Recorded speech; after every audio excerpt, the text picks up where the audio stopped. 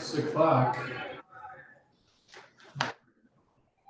All right, we will call the April 17th, 2024 Depoe Bay Planning Commission meeting to order. Carla, would you please call the roll? Whitmire. Here. White. Here. Moreland. Here. Sherman. Here. Embry. Here. We have a quorum. Thank you. Are there any announcements? No. No. I think we got a full crew, even instead of the old announcement. Yeah, we're recruiting, we don't need to work on that one. No more planning commissioners required. Approval of minutes, I believe Carla sent out an email. We don't have those minutes available to review.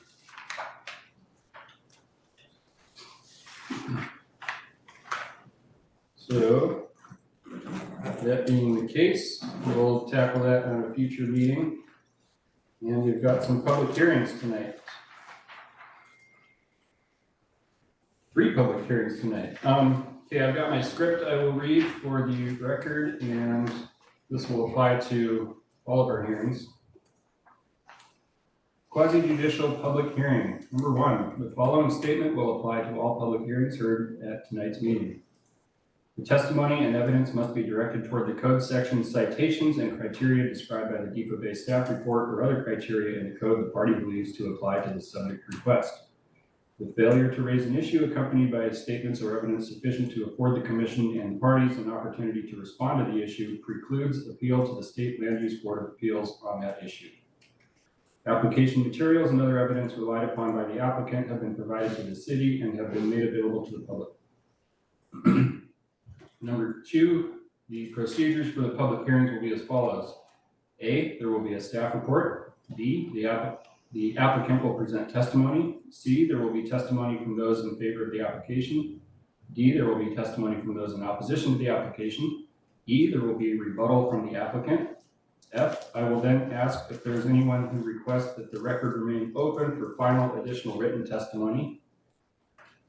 G, if none, the public hearing will be closed. And H, the commission will deliberate and make a decision. There will be no further input from the public during deliberations.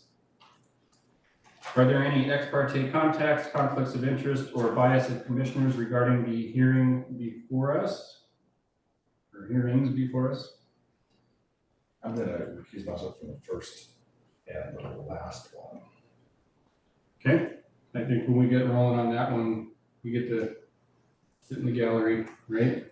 Is that what okay. Number 4, is there any opposition to any member on the commission hearing this case by commissioners or the public?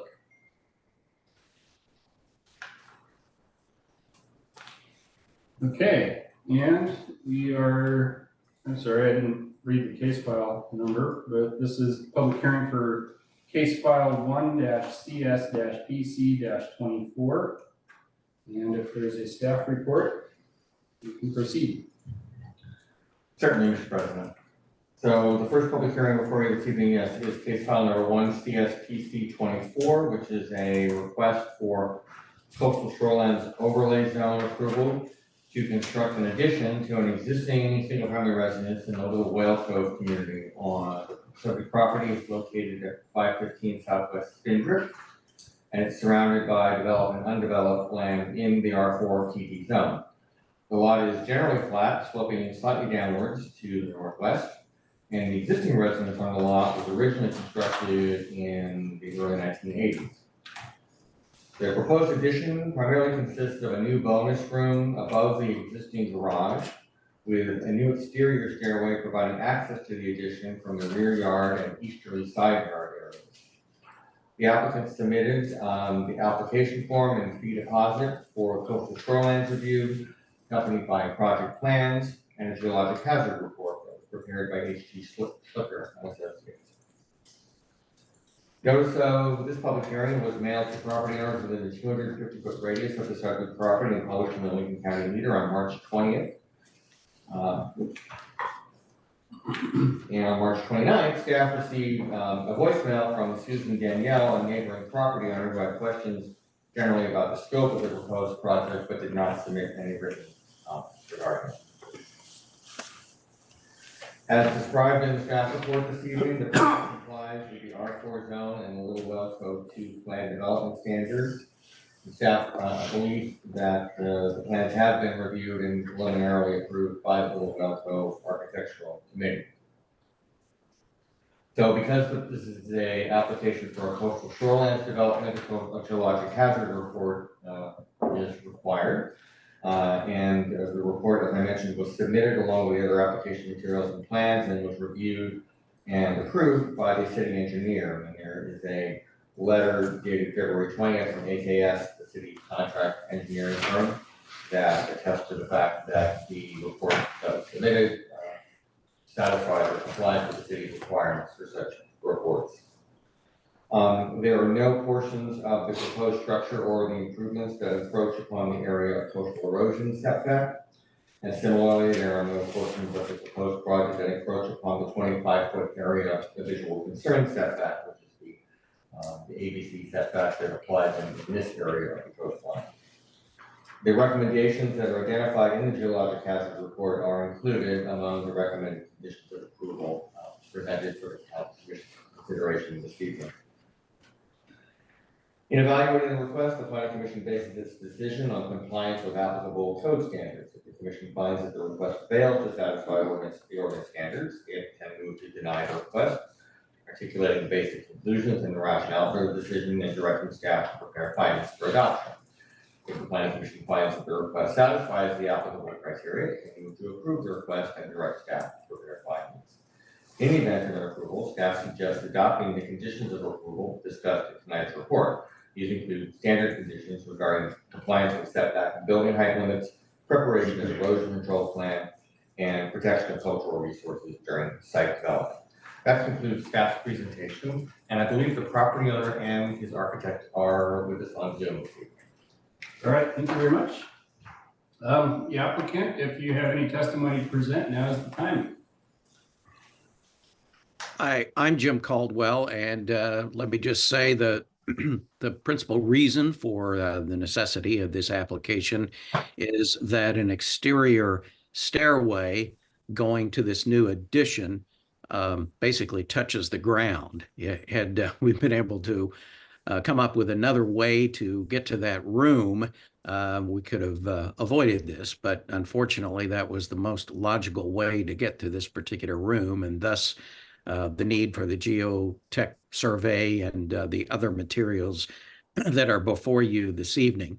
I might add that we just today talked with Eric Peterson, who has EP Homes Construction, and assuming that we get the approval to move forward, he would be the general contractor that we would be working with. So that's a development as of this afternoon. Be happy to answer any questions. As you mentioned, Mary Valiant is with me today as well too, is the project architect who's provided a number of the drawings and that were submitted, and certainly be happy to answer any questions you might have. All right, thank you very much. Is there any other testimony that Ms. Valiant may want to put forward on behalf of the applicant as well, or are we good? We're going on to testimony in favor next, if there's nothing else.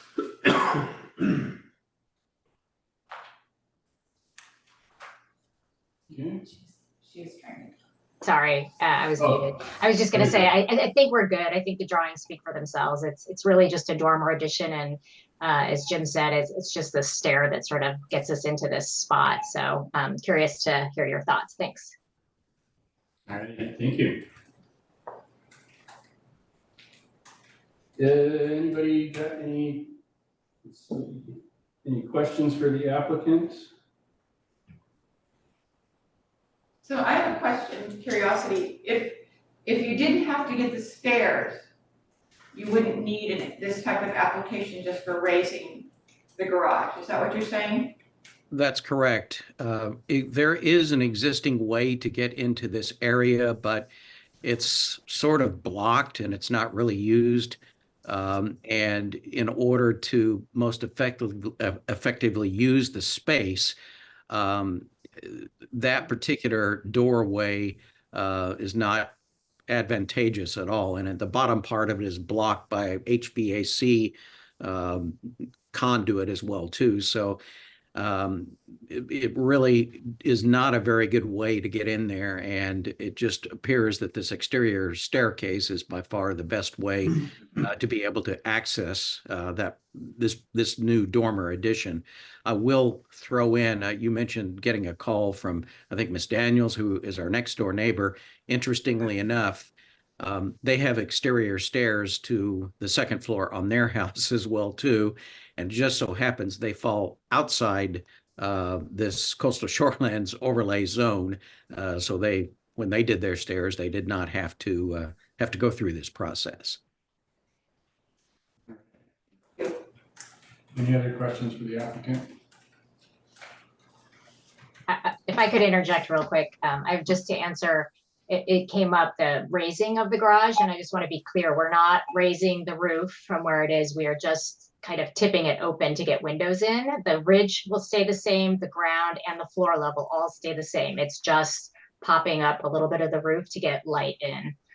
Okay, All right.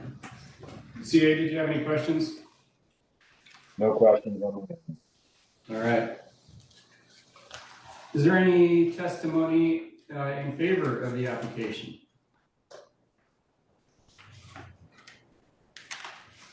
Going once, going twice, hearing none. Any testimony in opposition to the application?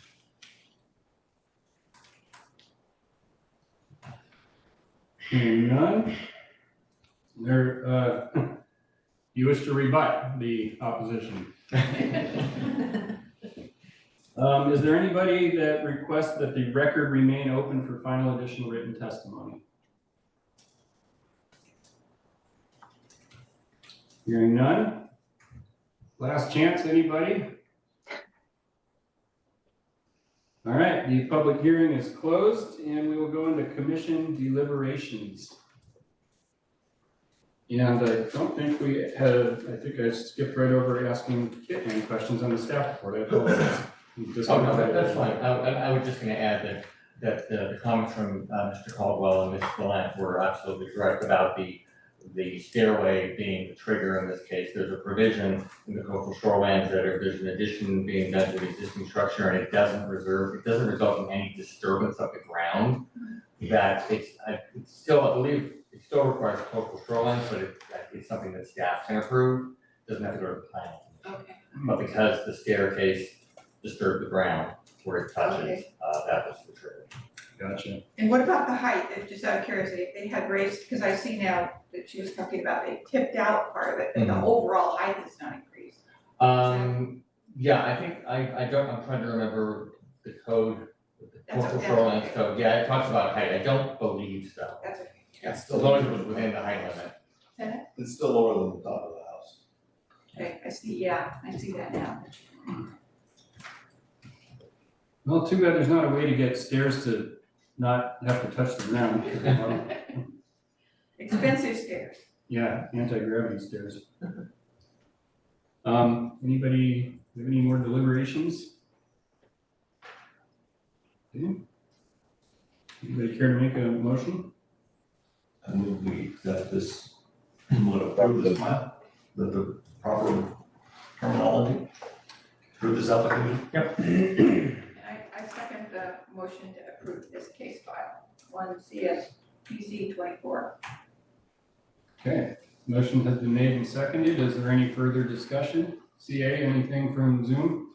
No. All righty. Carla, would you please take the roll? Whitmire, Aye. White, Aye. Moreland, Aye. Sherman, Aye. and Embry, did you recuse yourself from this as Yes. well? Yes, I did. Motion passed. All righty, thank you. Thank you. Thank you for attending. Okay, now we're in here. Moving on to case file, public hearing, same rules apply as before. I'm not going to read the script again. Case file 1-MSC-PC-24.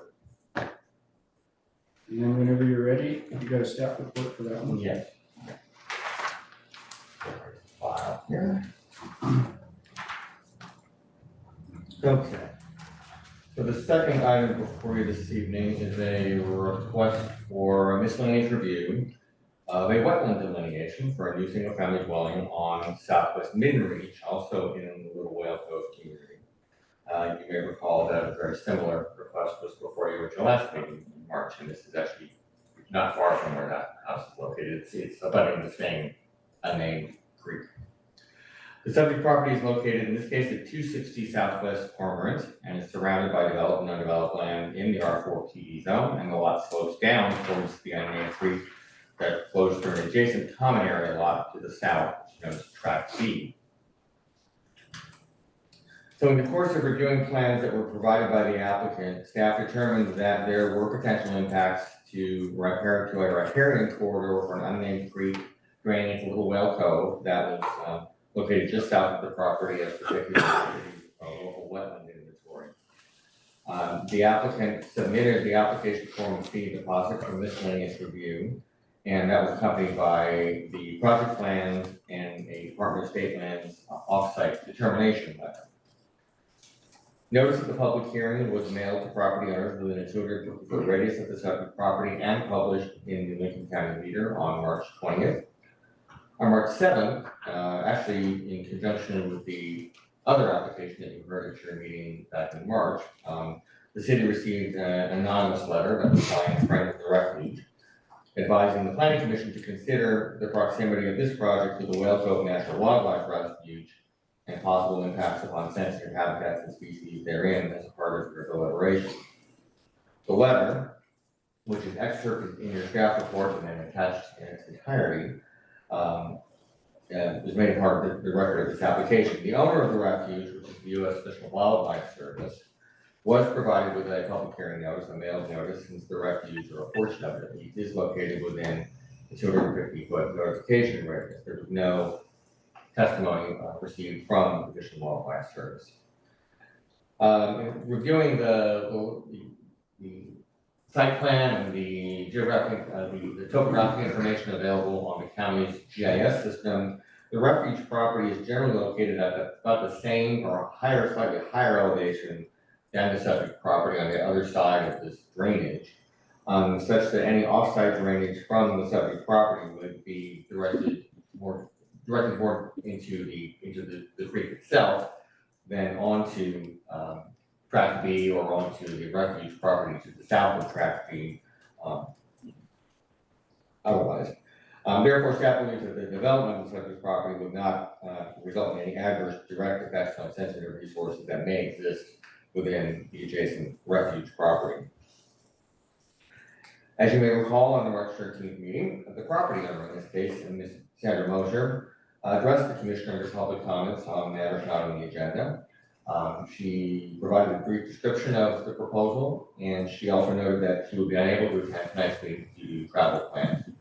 And she offered to provide some additional documents that were related to the proposal. Those included a geotechnical report, the more detailed report that was prepared in support of the wetland determination. There's also some additional plans and an archaeological site assessment that was done. And those were all provided to you as additional information, as the commission at the previous meeting expressed interest in receiving that information. And then on March 31st, staff received an email from Joe Depoe, who was the owner of a nearby residence, and he requested clarification of the location and scope of the proposed project, and staff responded to him by email on April 2nd. And there was no additional response from Mr. Depoe other than to thank us for providing the information. So the project complies with the R4 zone and the Little Whale Cove 4 planned development standards, and we understand again that the plan has been reviewed and preliminarily approved by the Little Whale Cove Architectural Committee. The unnamed creek that drains into Little Whale Cove traverses, as I mentioned, a common area lot within the community. The city's local wetlands inventory map identifies a riparian corridor toward this creek that encompasses, or at least appears to encompass, roughly 3/4 of the southerly portion of the property. So the applicant contacted DSL to initiate an off-site determination process copy of that offsite determination report is included with your information this evening, and DSL staff at that time determined that there could be wetlands on the property that would be affected. So pursuant to section 152.072C of the zoning ordinance, development proposals within a designated resource identified in the local wetlands and where required to demonstrate how the proposed development will protect any streams, ponds, wetlands, or riparian areas that are on or adjacent to the subject property. Such protection may require greater property line setbacks than would otherwise be required under the basic zoning standards. The Planning Commission shall review the application in such a case in a public hearing and determine that all of the applicable criteria are met.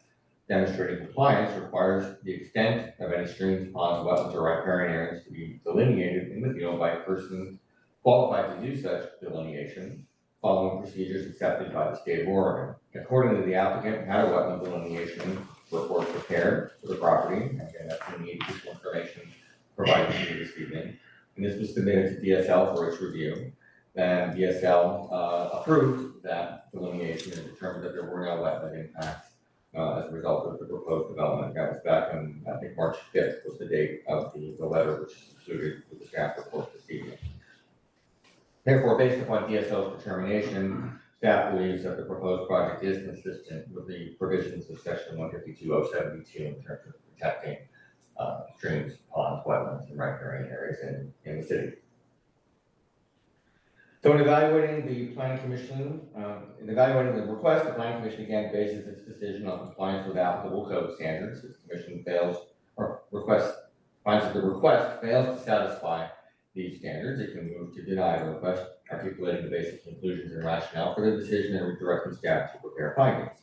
If the Commission finds that the request satisfies the applicable criteria, it can move to approve the request and again direct staff to prepare findings. In the event of approval of this application, staff suggests adopting the conditions that are discussed in the planned report. And again, these include standard conditions regarding compliance with setbacks and building height limits, preparation of erosion control plan, and protection of cultural resources during site development. And an additional condition in this case is recommended to ensure compliance with DSL's determination, including limitations on the amount of site grading allowed outside the building footprint that might otherwise trigger the requirement for a state permit for development on this lot. So that concludes staff's presentation. Thank you very much. Are there any questions for the staff report from the Planning Commission? So you mentioned that there was something similar that was discussed last month at our meeting Yes. and approved. So as far as the riparian corridor or anything else in this application, is there any substantial differences in this application and that one? Can you answer?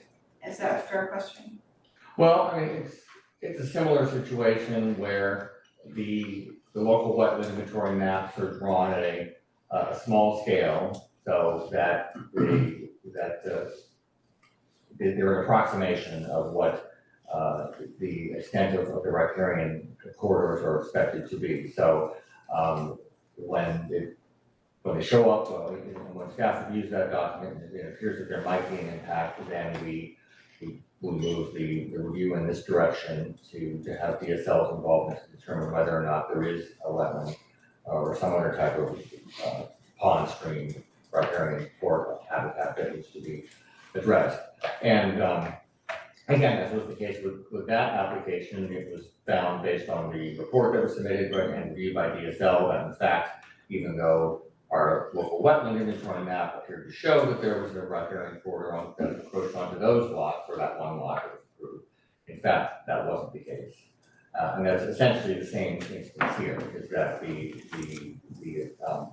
wetland delineation that was done by the firm that the property owners hired demonstrated to DSL satisfaction that there weren't any wetlands or other sensitive related habitat along the property or immediately south of the property that would be adversely affected. So again, it doesn't,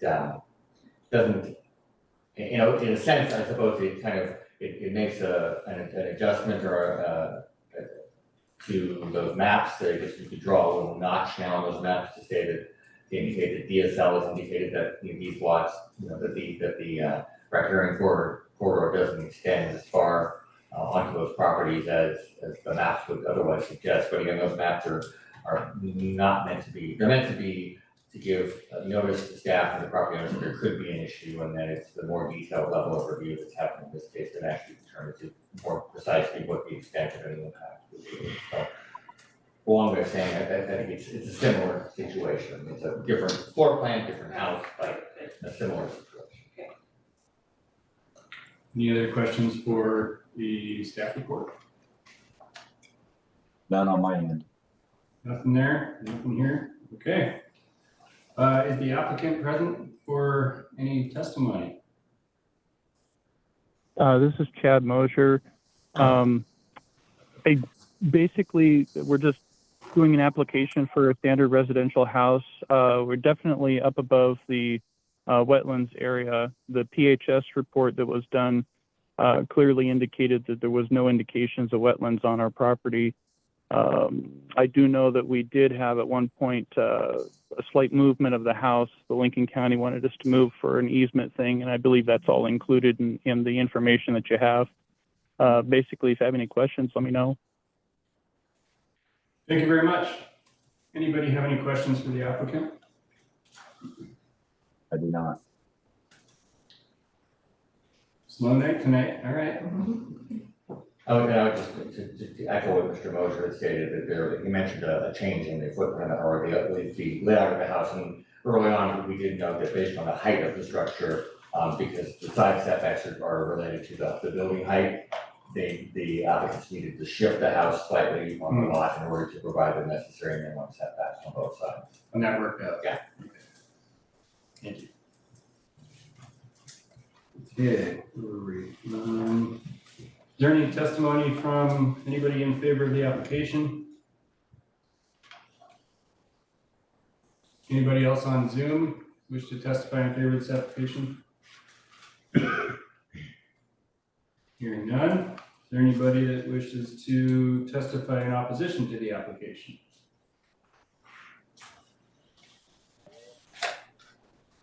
Also hearing none. Is there anybody who wishes to request that the record remain open for final additional written testimony? Hearing none. The public hearing will be closed and we will go into commission deliberations. Does anybody have anything to deliberate?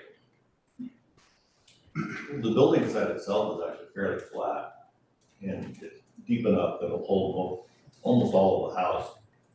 I was able to throw the lot, and then it slopes off. Yeah, I think most of the houses along that little row are Yeah, pretty similar. and the creek, well, there is down at the end of the bottom of a notch, and so it's uphill to the reserve, and the reserve doesn't actually touch the creek until further downstream.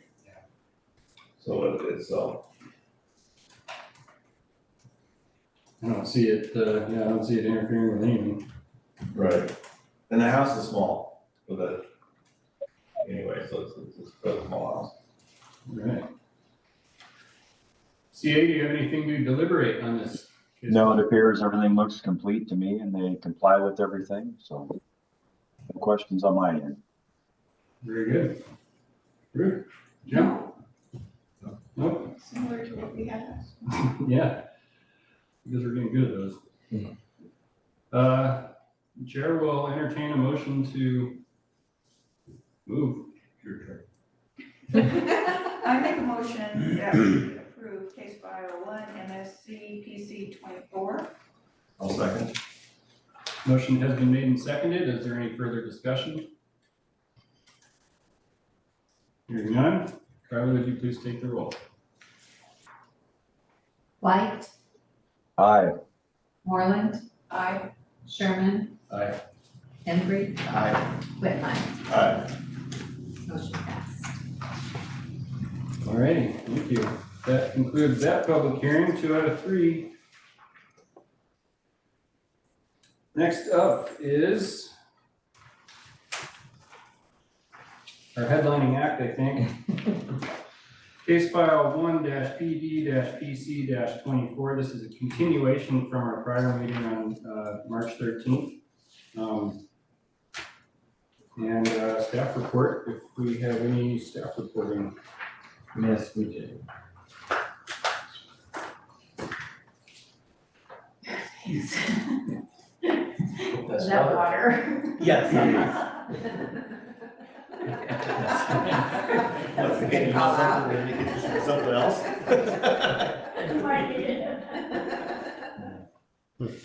Okay, thank you, Mr. President. So, yes, as you mentioned, this is a public hearing that was continued from the March 13th planning meeting. And the application number 1 PD PC 24 is for the phase 2 preliminary plan for the Whale Watch plan development. And so just to briefly reiterate from the last meeting, the applicant is requesting approval of the phase 2 preliminary plan, which would consist of 40 single-family residences, a 4-unit multifamily building, and a 0.15 acre site for a future civic building. The use of the residential units in this phase as tourist accommodations or vacation rentals will not be allowed. That's different from what has been allowed in phase 1 and in phase 1 of Depoe Hills, at least in part. Northeast Shoreline Drive is planned to be extended northward from Northeast Lillian Lane to access phase 2 with additional streets, Sand Dollar Drive and Moline Drive, that will provide circulation within the phase. The proposal also includes a future zone change, recreating the boundary between the C1 and R1 zones to apply the plan development of TD suffix to the entire phase. The Planning Commission will consider the preliminary plan and the tentative subdivision plat and will then forward a recommendation on these and the requested zone change to the City Council for its final approval and adoption. So as you may have noticed before you this evening, when you came in, the applicant has provided some larger printed copies of the preliminary plan sheets and the narrative and proposed zone change exhibit, so it'll be a little easier for commissioners to review those without having to scroll through those large PDFs on your networks. So you may recall that the March 13th meeting, the staff report was not complete in that it didn't address all of the issues that were necessary to be analyzed as part of the review of a preliminary plan for a plan development, simply because staff ran out of time and ability to get everything into that report by that deadline. So we're kind of picking up this evening where we left off and kind of filling in some of those gaps from the previous discussion. So one thing that we mentioned last time is that we had routed the plans to the city engineer and some other outside agencies to get their input, and we're waiting for that information to come back to include. So I wanted to share that with you now. So the city engineer was a contract working with their public works department and the city recorder, reviewed the plans and provided comments. Those are attached to your report this evening, and they include recommended conditions of approval. Aside from those recommended conditions, the engineer also offered some comments on a few issues that will need to be addressed prior to the approval of the subdivision, the final approval of the subdivision, or before any building permits are issued within Whale Watch Phase 2. I'll just kind of go through those briefly, and these are again also discussed in the conditions of approval. With respect to sanitary sewers, the city engineer noted that the applicant is responsible for ensuring all gravity lines installed within the development are adequately sized to accommodate flows for future phases of the master plan area, and also noted that all sanitary sewer manholes will be located within traveled roadways. With respect to the water system, the city engineer noted that the preliminary utility plan showed 2 water lines in what appeared to be a shared trench extending from Lillian Lane to Sand Dollar Lane within Shoreline Drive. Noted that these water lines should actually be separated by a minimum of 6 feet during the final design phase. With respect to stormwater, the city engineer noted that the stormwater system needs to be modified to provide separate inlets from conveyance lines, and again, this can be addressed in the final design stage, which is part of the in conjunction with the final subdivision plat. They also noted that several open channel conveyance systems were proposed within the phase, and that open channels needed to be vegetated or armored with riprap in order to mitigate any scour. Also, with respect to drainage, and there's a note that the portion of phase, much of phase 2 is draining into a proposed stormwater detention pond that's located in tract T, which is, you know, on the website where that's identified. But there are portions of the phase 2 that are not draining directly into that particular stormwater facility. And so the city engineer noted that those areas of the phase 2 that don't drain into the stormwater facility on tract A appear to drain into an unidentified discharge point near Shoreline Drive and Boline Drive, and that the stormwater management for this particular outfall needs to be addressed also as part of final engineering. And then the last couple of comments about corrections or issues to be addressed in the final review process is that the description of the road section for Sand Dollar Drive noted a soft surface path in lieu of concrete sidewalk at certain location, and the city engineer offered that suggested that soft surface paths are not an acceptable surface within the public right of way. They might be acceptable elsewhere, but not within the public right of way, so that would need to be changed. And then there's also a note that the roadway slope on a section of Sand Dollar Drive is nearly 15%, and particularly where it intersects with Alley 2, which is the alley that runs between Sand Dollar Drive and Shoreline Drive, as I recall. I think the issue there is that there's essentially a very steep crossing at that intersection, and that needs to be looked at again to make sure that that's accessible and for motorists and vehicles when have you pulling in and out of that alley. That's really the primary access point for many of the homes in phase 2. So that may need to be redesigned and some tweaks to the site plan to address that steep street and that steep intersection. So those were the comments, suggested modifications from the city engineer that would be incorporated into the preliminary plan. The fire district reviewed the plans and didn't identify any issues of concern.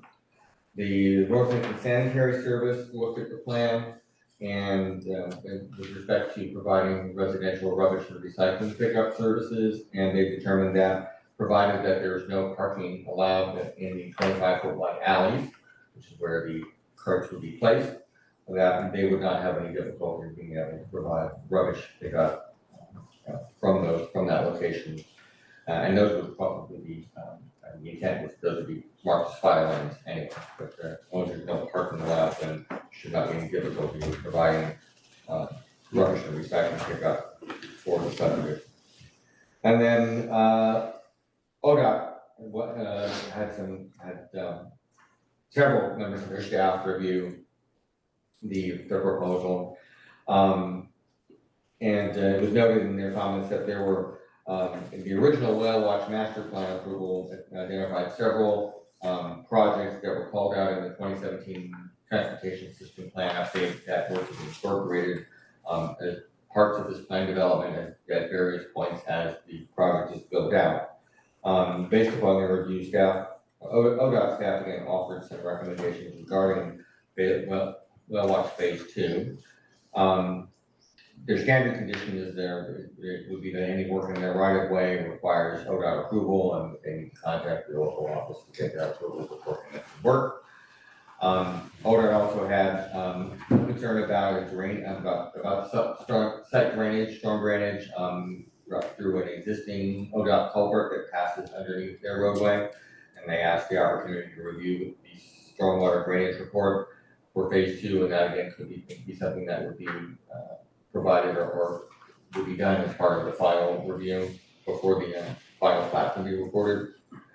And the other major thing is that, again, among the projects that are identified in the 2017 CSP update is a sidewalk along the east side of Highway 101 along the entire frontage of the project site, and as well as a crosswalk across Highway 101 at the future project entry to the north of Lillian Lane, and a transit stop also in that general area.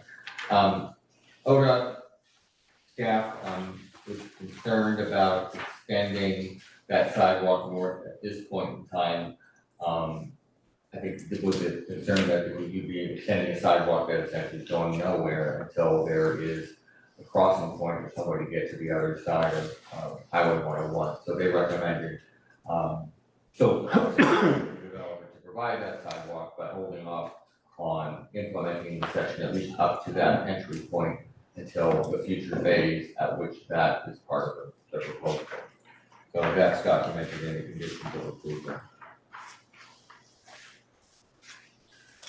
So that was the summary of the comments that we got from other agencies and other city departments.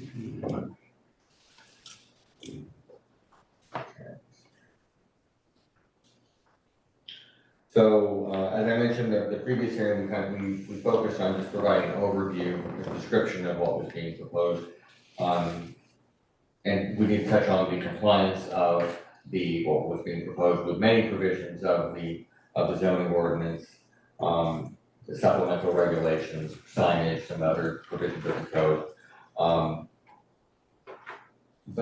the zone change. But there were the remaining issues that were not addressed in the previous staff report that we want to cover this evening are the section of the zoning order relates to development standards, which is where the geologic hazard review comes in, the land division standards in terms of whether what's being proposed requirements for subdivision within the city, and also transportation impacts. So with respect to development standards, which is section 152.225 of the zoning ordinance, we started with that section.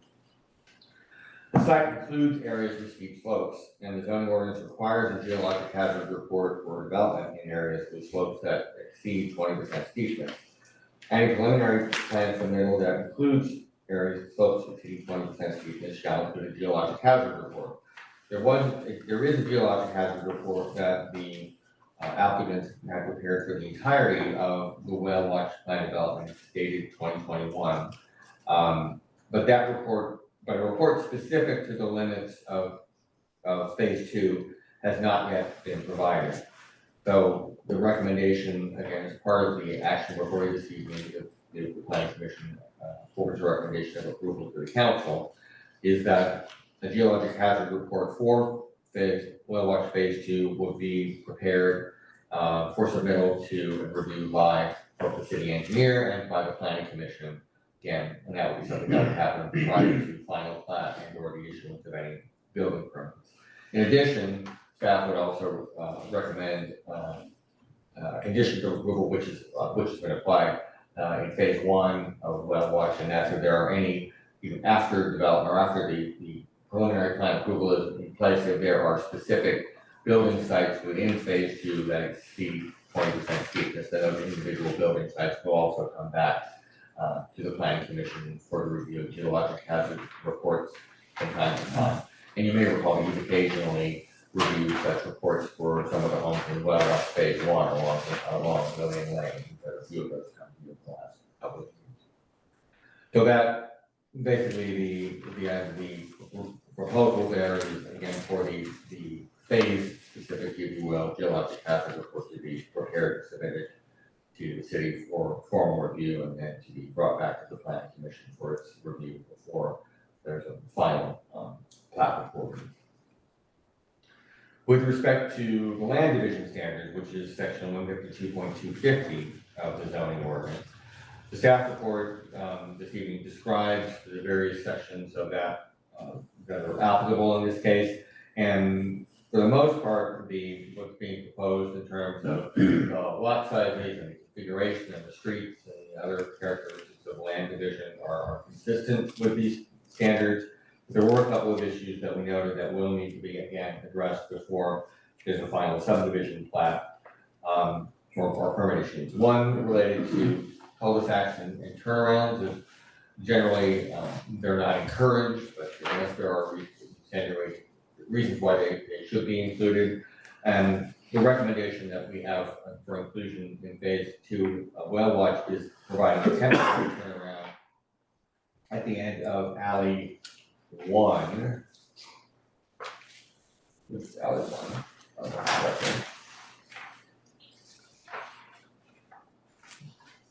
Yes. And that's because in this phase, alley one essentially will be a dead end until such time as that alley is punched through into the next development phase to the north. And so there would need to be some accommodation where alley one would cross the open space lot to provide some type of a temporary turnaround there. And that would accommodate emergency vehicles, trash trucks, those types of things. At least until such time as the next phase of development, for the road watch comes forward, and then when that street is eventually, that alley is eventually punched through into the next phase, and the need for that turnaround will go away. And the other related issue, again, as a land division condition, relates to the geologic hazard report. So again, the recommendation is that report come back to the commission at some future date prior to final subdivision plat approval. And then another requirement that applies is under state law is the transportation planning rule. So state law defines a methodology for analyzing transportation impacts that are related to a zone change, which is in this case. Methodology is termed a transportation planning rule. The zone change, as we mentioned, will add the planned development suffix to the underlying R1 and C1 zones. This is the reason for applying the transportation planning rule. There was a traffic impact study that was prepared for the entirety of the Well Watch and Depoe Mills plan developments back when those titles originally came through the process. Both of those master plans include a condition that a transportation compliance letter shall be submitted with each preliminary plan in order to address on-site transportation, access, pedestrian standards, and to ensure that mitigation measures that are identified in that traffic impact study are applied as appropriate to each phase of development. The applicant has not yet provided us with their transportation compliance letter, and so the recommendation is that that letter would be submitted to the city for its review, again, prior to final subdivision approval and or issuance of any building permit.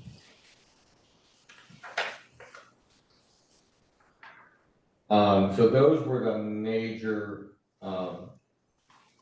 deviations or additional items that still need to be addressed. Again, if the commission acts to the direction to approve the preliminary plan and recommend approval of the zone change to the city council at tonight's meeting, then those items would be included as conditions of approval, and as we mentioned, they would need to be addressed before the applicant could get approval of the final subdivision plan or get any building permits to do construction of within phase 2. And so at this point, we anticipate that the city council would potentially consider the preliminary plan and the zone change in June, kind of the agenda as that for the first meeting in June. So that concludes my presentation. Thank you very much. This is comprehensive. Anybody have any questions on the staff report? On the grade on Shoreline Drive, it's 14.97% from the bottom of the hill up to alley 2. And then it goes 6% above that. That's how I read that correctly? Or do I read that correctly? Yeah, I don't know if I can find that section. It's PR Cold Creek, 14 to 15.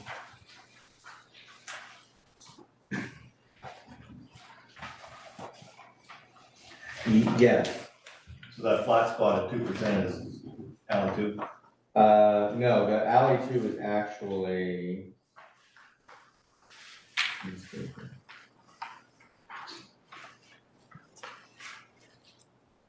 I think alley 2 is actually in the middle of that slope.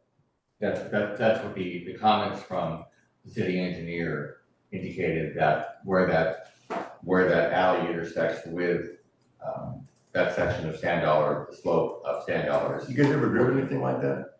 San Francisco, yeah. Yeah. Oh, well, no, even then, Yeah. that would high center a lot of vehicles. I think that's the concern, why that needs to be somehow addressed, slope needs to be looked at on that. within Because that even in block. San Francisco, the streets are flat when they intersect. So they Yeah, go, you do it wrong. yeah, if you come down fast enough, you can catch air, but if you go up fast enough, you can catch air too. Yeah. Where the intersections are, the streets are flat, so you don't have to turn, yeah. Yeah, I think if you look at that section, it's a little hard to see. By looking at the plan drawing and the section, and you can kind of see where I think where the sewer manholes are, and you can see, it looks like as you're going up the hill, the second, Oh, yeah, okay. that's roughly where the intersection Right in of the the middle of alley that. is.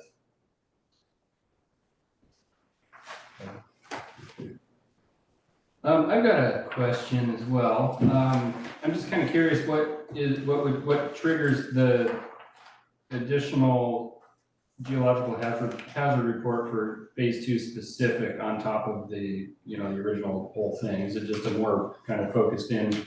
It's actually, I mean, it's in the code, the land division code that talks about the preliminary plan process does discuss that there's the need to have a geologic hazard report prepared for the preliminary plan for each phase. Okay. Yeah. Right. I mean, unless there are no slopes over 20%. Right. But assuming that there are. Okay. Any other questions on the staff report? Okay, hearing none, we will move on to, Well, I'm not sure who to ask, actually. okay, I'm concerned about the altitude between the rows of units.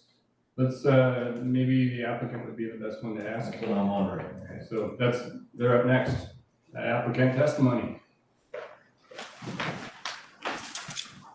Please sign in first. Please.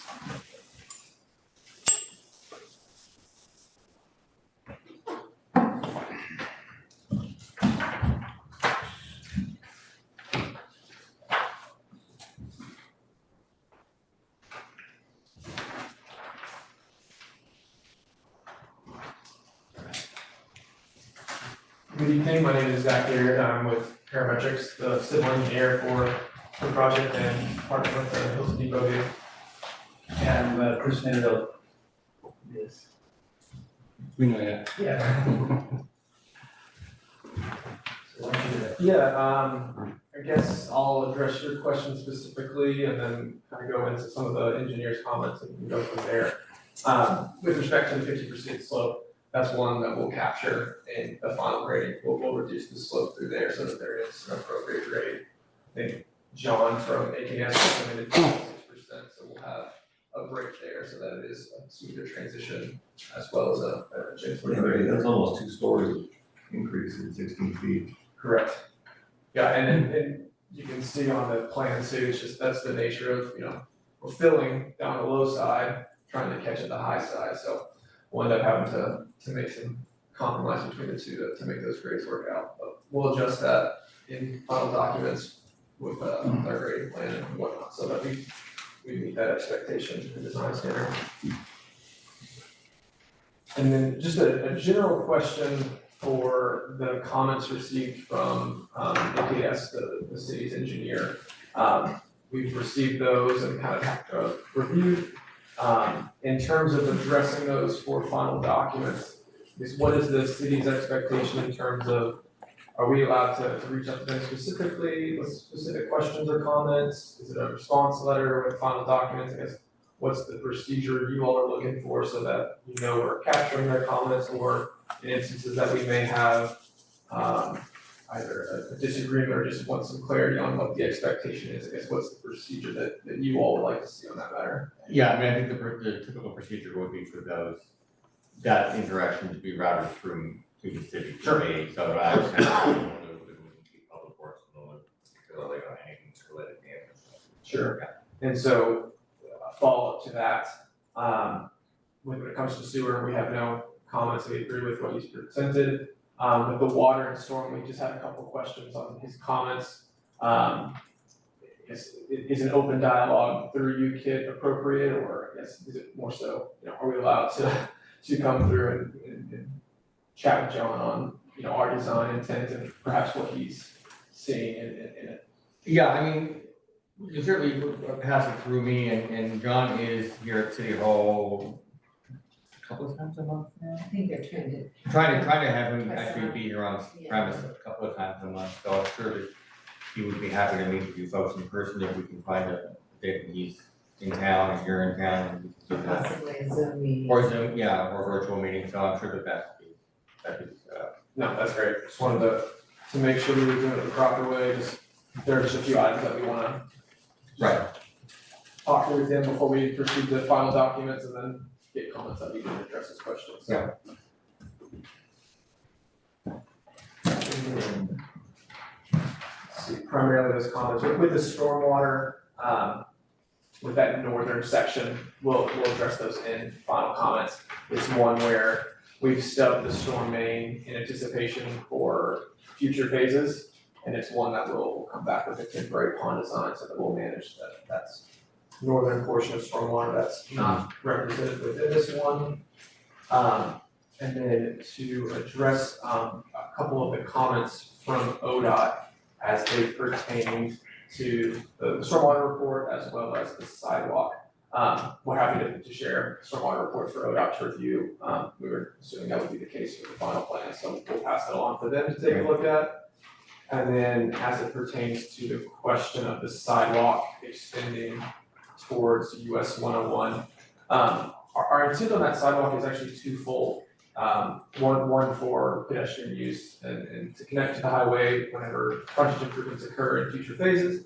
But also we want to use it with a hardened gravel shoulder for maintenance vehicles so that they can get out there and mow the pond and maintain the vegetation and whatnot. So part of it is it's going to be our maintenance road. So in terms of, what do we do in the interim so that it discourages folks from walking out on the 101 and not having an access? I guess the initial proposition is to put the base rock down and not to pour concrete, but more or less just a similar thing, routing a conversation through your kid on their take on. Yeah, I mean, certainly, anything that's gonna be out of right away, they're gonna whatever, whether it's sidewalk or some type of other improvement to provide access to the stormwater pond. Okay, yeah, no problem. I think with the sidewalk end sign in front of the building, we can run. Those are always enjoyable.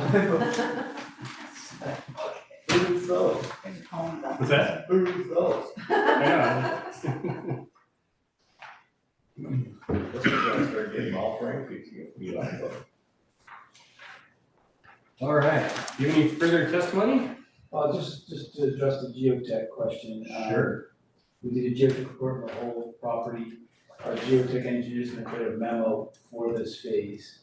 I think the whole key was that it was in the future, in the past, there was a landslide there.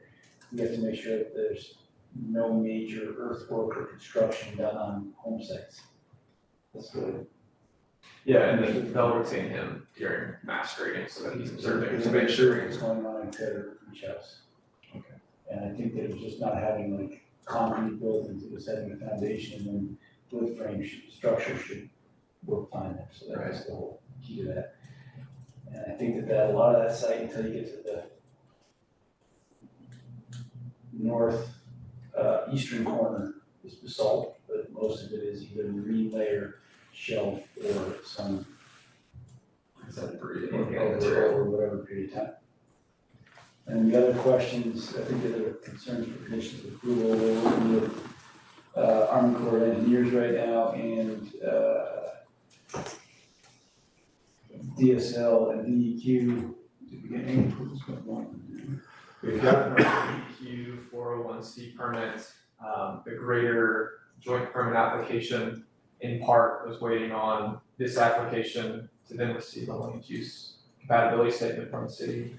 And so we've worked with KID on, this is the step on our behalf, and then KID can then, after the findings from the city, sign off on the land use compatibility statement, and then we'll return that with our application back to DEQ, DSL, and US Army Corps for them to complete their review for our fill and removal permit application for working with the wetlands there to extend shoreline drive. So it's one of those chicken and egg scenarios where we've got to get enough permits and whatnot, but then have them see an application complete, and then actually do the review, so. Right. We're in the process of that, and doing, and we're reviewing, so those permits are in hand. All right. Any more questions for us? Yeah, any more questions? Yeah, I got a couple. How many people practically do you expect this, when this development is done? In Whale Watch? Yeah, Whale Watch part of it, so there should be, I think there's 130 total home sites. It's just the lower phase. Right. We did 21 in the first phase, and this is another 44, so probably 60, about halfway down through the resident part of this development. but how many people do you expect to occupy the whole thing when you're done? Yeah. How big are we gonna make this town? Well, no, so you have Whale Watch has been approved for 130 home sites, and then Depoe Hills was approved for 400, but I don't think we'll get quite to that number because of the topography of the site. So, Probably 500. 500 or so? It'll take 10 or 15 years. Yeah, no, right. We're trying to figure out how to support all the people in town during an evacuation scenario where we're sheltering in place. I don't know what the actual average household size is in Depoe Bay right now, if you assume like 3.5 per household, that's 325, you know, 30 units. So that puts about 1,800, almost 2,000, okay. That's Non-visible infrastructure. Yeah. The other question I had was elevation of units, and I raised this last month. The elevation between the lower units on the lower street versus the alley versus the units on the upper street, and the parking is relative, because it looked to me like half the units would not be able to access the parking area with their garbage cans. And so that needs to, I never saw, there's no drawings in here of that, just from the approximation. You know, so that's a sign of design. The reasons are we design. Nothing really else. That was that rendering we saw. Yeah, it was a rendering, it was approximate. Yeah, we got it, that we didn't include it in that package. That'll go on the building design, I think, but. Did we bring a rendering? I don't think we're any rendering, I believe last time we had them. Yeah, it should be, it's part of the attachment. And this is what we did last month, there were some renderings and there was a building, a rendered building section for that alley one, is that alley one?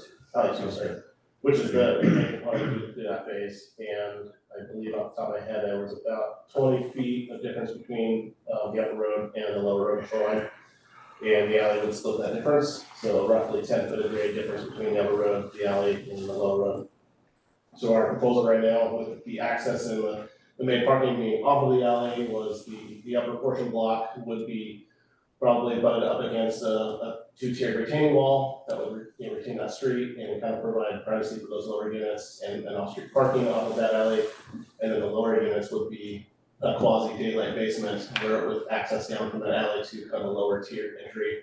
Those would potentially be two-story houses as well that would have kind of a frontal access on the shoreline, but also access back up to that alley where they access their parking. So the parking for the lower units, the units on the lower street, would be above in the alley. Yes. So we have carved out about 20 feet of depth off Right, the alley for now, parking. take your garbage can up from your storage area up to where would the garbage, for just example, where would the garbage be picked up at? Or in the alley? Or I think the sanitary department approved that it could be picked up in the alley, and I think that makes sense for the upper block, but they have easier access to bring it down the shoreline for the lower block. Because they're not pulling it up a set of Because if stairs. they wanted to limit to the streets and not go in the alley, the upper units wouldn't be able to do that either. Correct. And the off-street parking in both the alley and the street would be directly in the upstairs windows, based on what I saw in the picture. Sorry, say that again. The elevation is such that the upper level of the lower units is even with the street. so that if you're parking a car, and actually the picture showed a car parking heading into opposite these, you have the upper units, the alley, and the lower units, the headlights will shine right in the upper window. Mhm. And doesn't seem to be do much for privacy in that regard, because there would be no windows that were not at ground level. On the alley side of the lower level, there'd be no windows. On the upper level, I believe we had that potentially as either a bedroom or living space or something. Which would be at ground level on the alley, Yes, so you'd be looking right at it. Car lights. for that residence, that's their parking for that residence. Is there a way to mitigate that? Yeah, I mean, those designs were conceptual, so they may not be the final designs. The application also calls for covered garages in those units too, so would that be up and above, or would you put that in? That we wanted to keep that as an option. We don't know, with the size of the lots and the cost, if we will do attached garages, but we want to keep that as an available option to put in potential air funnel design. So, I think with the design I have, they could be ground level parking, or we could add an attached garage to that upper level of the alley, for parking as well. Any thought to having the lower units access parking from the street? And having the upper units access parking from the alley? And not have, I think with the street design we have, it's a very pedestrian street, right, Zach? Yeah. Line, there's off-street parking there, so it wasn't our intent to have vehicular access going off and onto those properties from that road. Yeah, that's the main intent, is we don't wanna have lots of, all that row off of shoreline being the primary entrance into the greater phase two, but eventually You want- commercial area. you want basically We want front fair porches access. with walkways that look like a street with no driveways or anything. Certainly, Yeah. exactly, we don't want fair access. And the other part of it, the other part of the idea for this, instead of building these are long-term rentals for, people. The goal is to have a rental product that doesn't, multi-story, multi-family building. And these two-bedroom, lack of a better word, two-bedroom, two-story cottages provide that in a way that, we think looks better from the streetscape. A lot of times you have just a big building and people don't get the same feel of a traditional neighborhood feel, and the goal is to have that streetscape that feels like, okay, I can walk down to my buddy's apartment or house and see it without having, in an alleyway provides the entrances for the cars and the vehicular traffic, keeping off the main frontages. And if you look at, there's a place, at Roach Harbor in the Salmon Islands, they have a very steep hill, and they put all their parking in the back alleyway. They did a great job of it, and it's actually steeper. Believe it or not, it's steeper than this property. And I went and studied it, and just trying to make it look cozier from a community standpoint that doesn't look like it. I agree with the streetscape idea that there are a lot of neighborhoods that are going in now that the streetscape is there's no parking, there's no on-street parking, or nothing, and it's all done in an alley. But they don't have alleys that are on the second floor. Yeah, and that's part of the topography of this site. And like Nathan said, this is our preliminary design, and we think that we'll be able to either mitigate with some kind of landscaping or screen wall or something. We've done similar things in other neighborhoods that, you don't want to have fences everywhere blocking screen walls, but I think we can mitigate the headlights in the houses with that. We may strategically look at the window design and then how that faces the alley as well, but the nice thing is those upper stories do block that, that parking from lower views as well, so maybe there's just the window placement. It adds to the cost, maybe turn the window, put it up, dormer on the side. Exactly. But yeah, you bring up a great point, as far as that goes. I don't think the design is weird in the sense of, how you build streetscapes into, lots of these slopes, and just trying to look at kind of the practicality of those design decisions. I think it's a great idea. And we think that the design of this neighborhood, it'll feel good, and we can also, knock on wood, build it for a price that it won't be astronomical. And we don't, that's what I think. Mr. Fox's predecessor, Jaime, and I were looking at this report from the state of Oregon, and especially the Oregon coast doesn't have enough affordable or rentable product for long-term renters, so people can actually work here. And that's one of the things we're trying to get done in this part of the. Any other? I think I have a question for Chris. So in phase 2, there's no tourist or vacation rentals? Nope. And on residential lots. So I wonder how that's managed, how that would be managed. We're gonna, the goal right now, and can't make promises, is to own that as one rental unit. Instead of having a 42 or 40 unit apartment complex, we will have a management company renting long-term rentals on these 2-bedroom cottages. And that's the goal. I mean, the goal, and we've had preliminary discussions with the bank. They like the concept, they like the way it looks and feels versus again, 3-4 story multiplex, which work in certain areas, but I don't think it works in a cozy town like people think. So it's much nicer to have a cozy little cottage, and streetscape that'll feel better. So that's the goal with that, and everything we've looked at indicates that will work. We can build them for the right price, and we can rent them for a reasonable price as well. So, I mean, some of our workers that were building some of the houses last summer, and they were renting up in Lincoln City, and they were renting a 3-bedroom house for $2,500, $3,000 a month, and we think we can do it for 50% of that price at Depoe Bay right here, and have a place for people that, I know a lot of workers that come here. You talk to someone in a coffee shop, and they're driving from Lincoln City to Newport to come here, and it'd be nice to have an affordable, reasonably affordable place for them to live and work. And there will not be any vacation.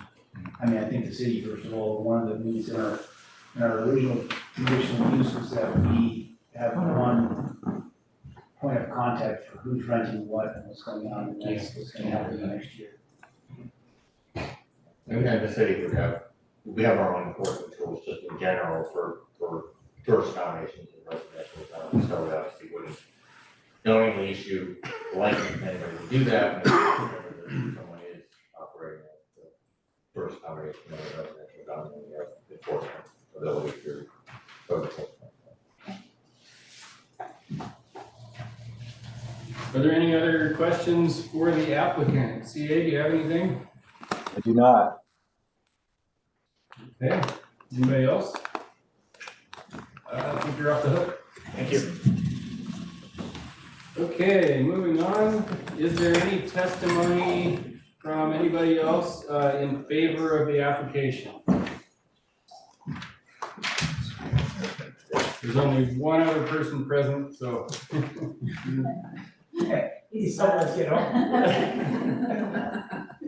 Is there any testimony in opposition to the application? Hearing none. No rebuttal. Is there anyone who wishes to request that the record remain open for final additional written testimony? Hearing none. That will close the public hearing, and commission deliberations are on.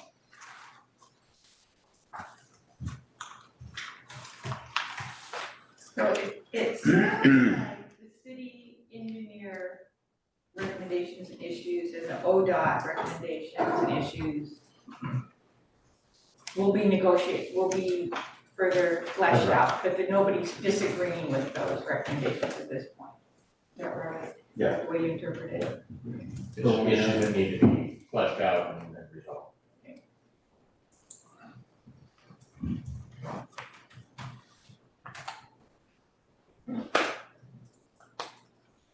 No deliberations? Well, the comments I had weren't really related to the proposal, so. Yeah. I will say that, yeah, the long-term rental thing is very appealing. I know I work with a lot of people that have a real hard time finding a place to live. Like, I got one friend in apprentice class, he's living with grandma and grandpa, because renting a room there, because it's all I can afford right now. And that would be huge. It's a big ongoing issue. I'd even put up with the headlights in the window. I have to ask myself, would I live in that place? And the answer is no, not the way it was drawn. Yeah. And I wouldn't even rent it for my kid, but, so that's a design thing that can be worked out. It doesn't have to do with permit. Now, on the bus stop issue, there's a similar situation down in Newport, just north of town, by those apartments, where the people across the street on the west side of 101 have to cross 101, and there's no crosswalk there. It's totally inadequate. And I've seen people cross there on occasion, and I didn't realize that that's what was going on until I saw somebody actually do that. And this particular location, I think, at the north end of the property, in this case, is right around that corner. People coming in and they're just starting to slow down. And maybe moving that south a little bit might be better, because then you get some more visibility. To the existing bus stop? No, the bus stop that's planned for this new property would be right around, just as you come out of that curve. And you hit the 35-mile-an-hour zone, nobody's going 35 yet. And maybe move it down a little bit. You're talking about motorists heading south coming into town heading south. Yeah.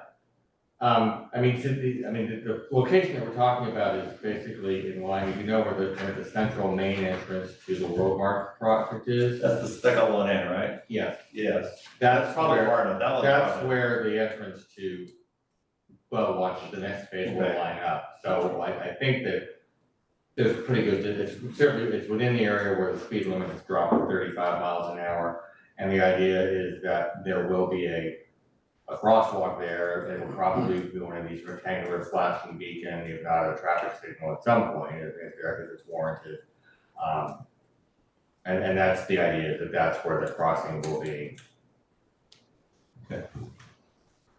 Main entrance, yeah. Yeah, that's the intent. We're not proposing any improvements to the ODOT right away with this phase. No. That new Right. entrance, any bike lane sidewalks associated with the Whale Watch property would be in that new entrance on the future phase. So ODOT's right to point it out, and it's a great observation on the bus stop, which is one that is covered in this phase that we're proposing right now. Just wanted to add it to make sure it was on the list. Thanks, sir. Yeah, it's not, we got a long list. Yes. It's an interesting part of town. Yeah. Any other deliberations? No. Alrighty. Well, you know what I call it?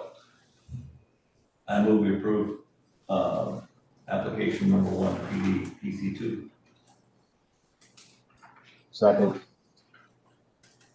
Motion has been made and seconded. Is there any further discussion, Ruth? Well, I just want to add that, and maybe this is implied, that I second that, but that we want to make sure that these conditions of approval are included.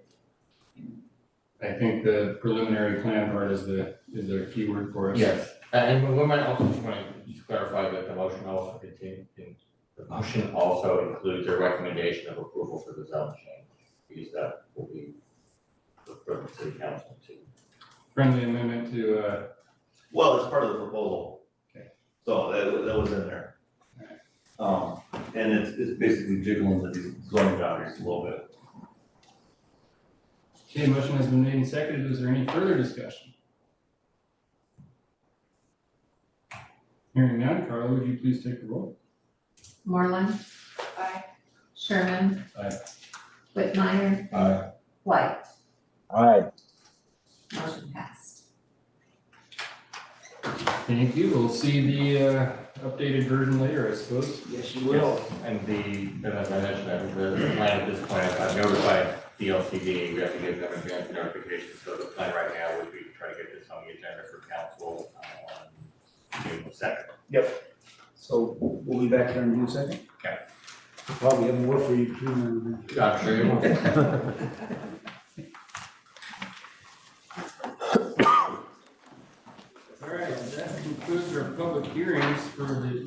think.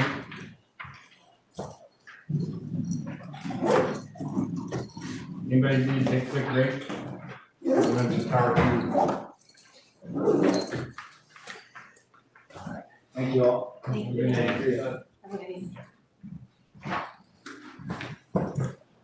Okay, moving on to unfinished business. We don't appear to have any.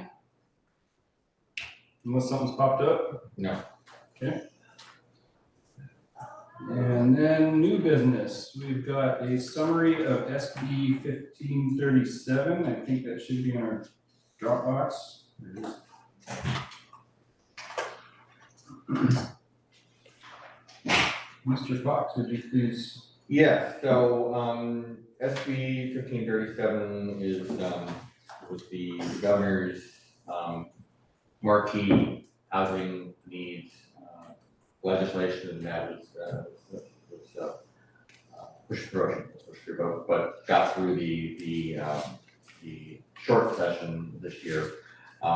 It was a follow-on to the SB 3414, the previous session, that looked like it was going to pass and then failed by one vote, and did not get to the governor's desk in the previous session. So, as of today, last time I checked, the governor hadn't signed it yet. She doesn't have to sign it, it goes into effect automatically without her signature. Apparently there's some question or some concern that she has about related legislation that provides the funding mechanism for some elements of SB 1537. And they're apparently working with other agencies. That's because she vetoed half the bills that she's sitting on her desk. Yeah, I don't know, it was 1530, did she veto 1580? I don't know which one, but I just knew that it was 16 to 32 bills. Yeah, she had basically, my understanding is that the governor was required to notify, at the beginning of last week, had to announce any bills that she was intending to veto, and one of the ones was this SB 1530, which was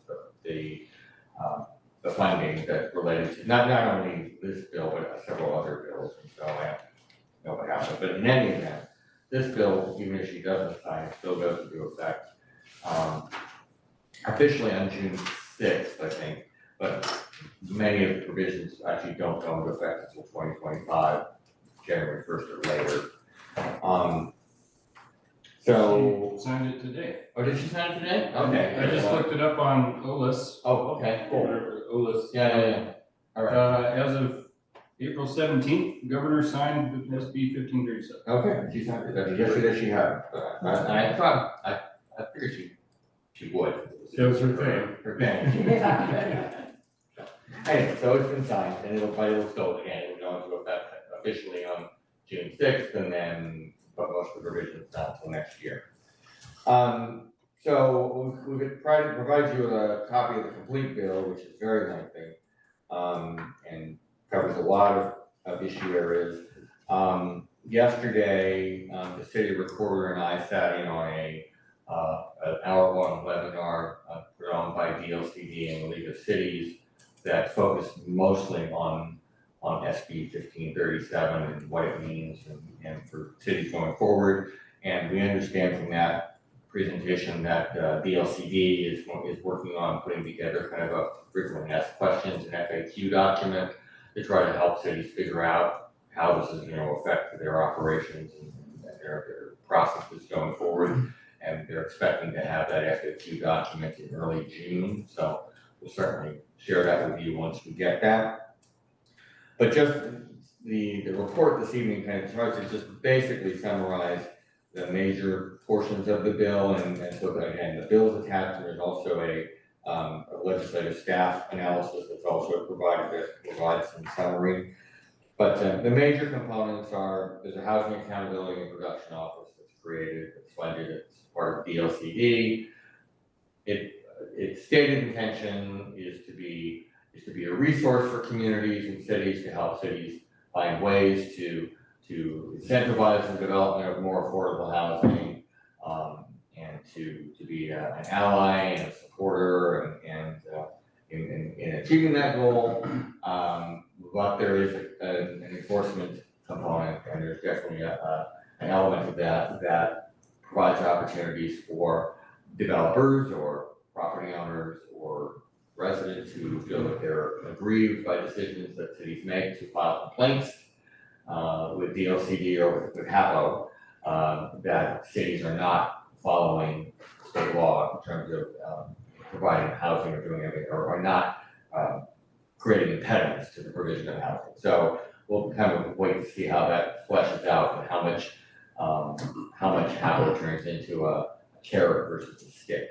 But that's the office is not going to be stood up and operational until July of next year. So they're still staffing up and figuring out how they're going to operate everything between now and then. There are some language that talks about an opt-in ability for amended housing regulations. So basically, this is a way for developers to take advantage of housing regulations that might be adopted at a local level that are constantly changing as projects move through. Right now, basically, once an application is deemed complete, the application is submitted and then it's deemed complete, and then it's reviewed by staff and it's presented to the decision-making body. And the rules under which it's reviewed are the rules that were in effect as of the date that the application was deemed complete. There's a 120-day clock within which the decision has to be made. So there's provision that's been added now to basically allow developers to modify their proposals to take advantage of rules as they change. They're going to reset that clock and allow them to work with some of these more flexible and some of these more evolving housing regulations as they move forward. I'm not sure how applicable it will be in this community, but in some communities it might be something that would be more of a concern. So the language talking about the ability to recoup attorney's fees for appeals of projects that are housing related, and that really relates to projects that are appealed to LUBA. And essentially, if projects are approved by local jurisdictions or are challenged at LUBA and are affirmed by LUBA, then there's the ability to recoup attorney's fees from petitioners or appellants and those things. So basically to discourage frivolous appeals. There's a couple of funding opportunities. One for infrastructure to support housing production, and a housing project revolving loan fund. Some of these are available to local jurisdictions only. Some of these are available to local jurisdictions and to developers. And how that all gets administered and doled out is to be determined in the future.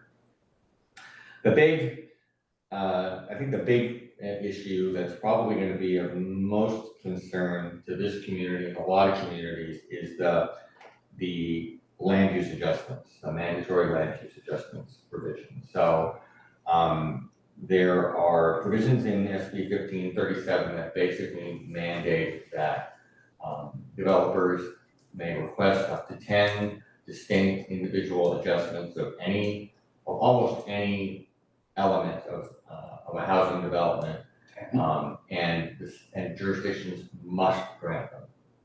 So effectively, variances, for example, if housing development came through and was asking for variances for height, number of parking spaces, they ask for a variance because it's located in the C1 zone and they don't want to be obligated to comply with the design guidelines that apply in the C1 zone. They could ask to be exempted from those, and the city would have to grant it. So they had up to 10 of those.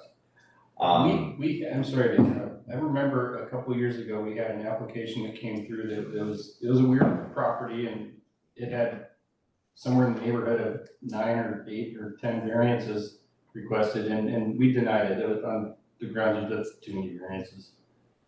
10? 10.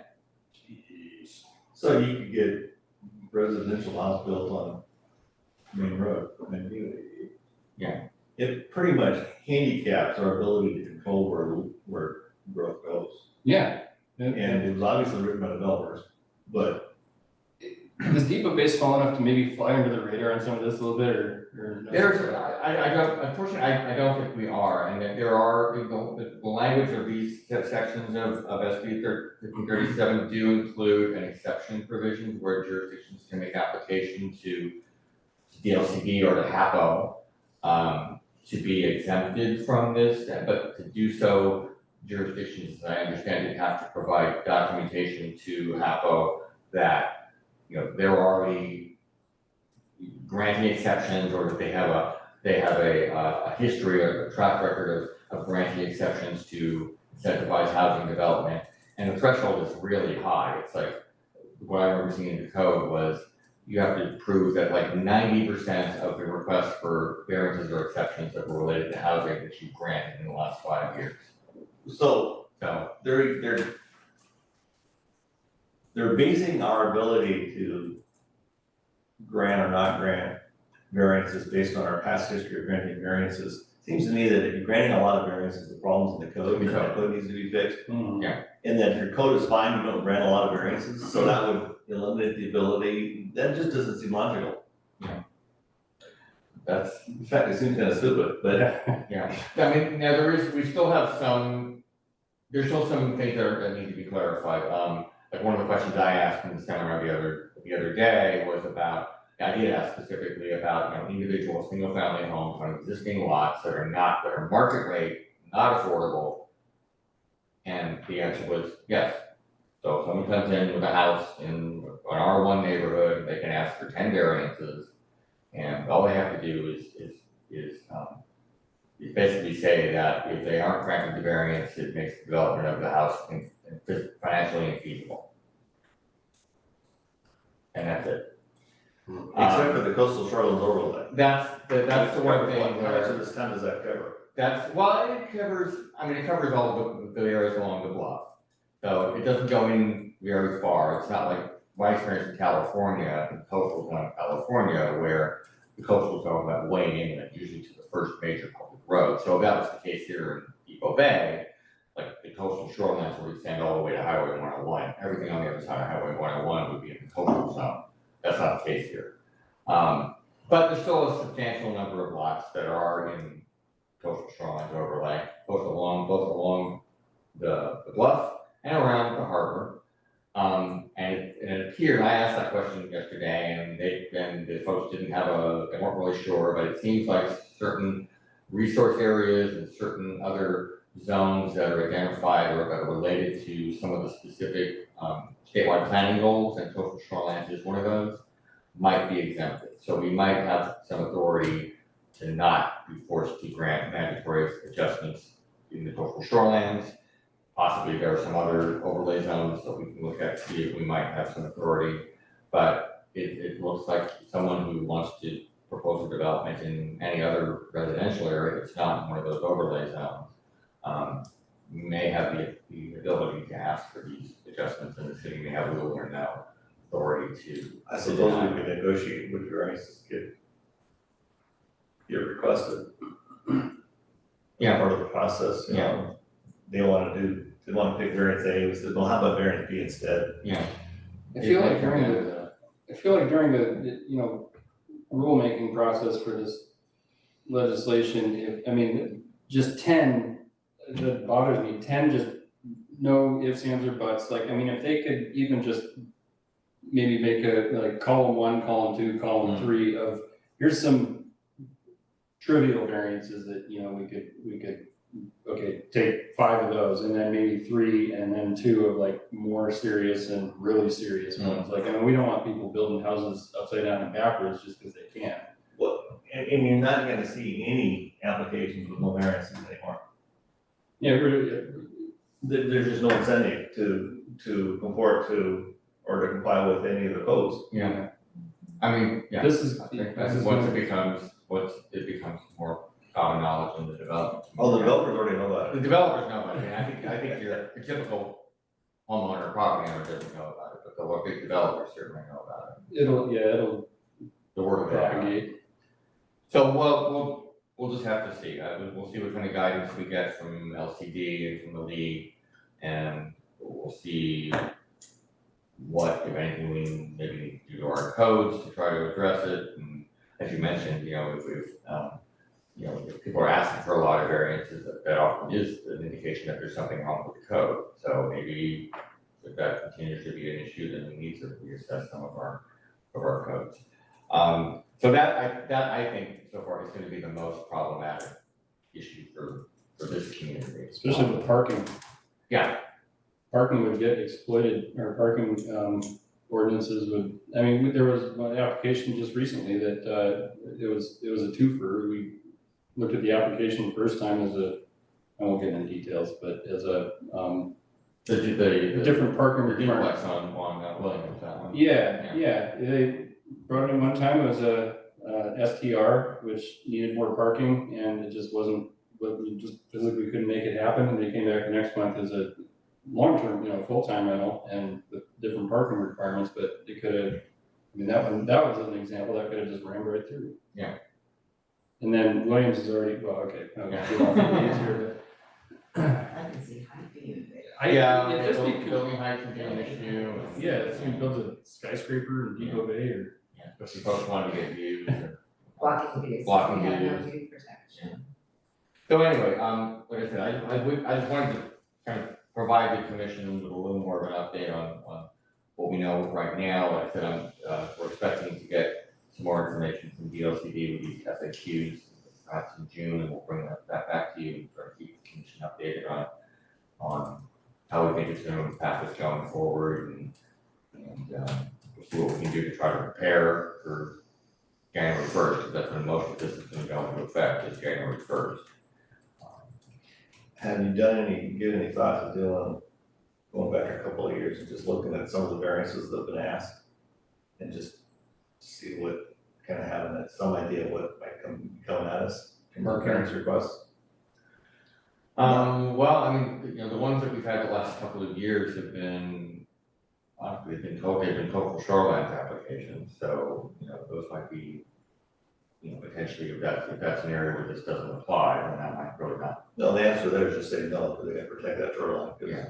Yeah.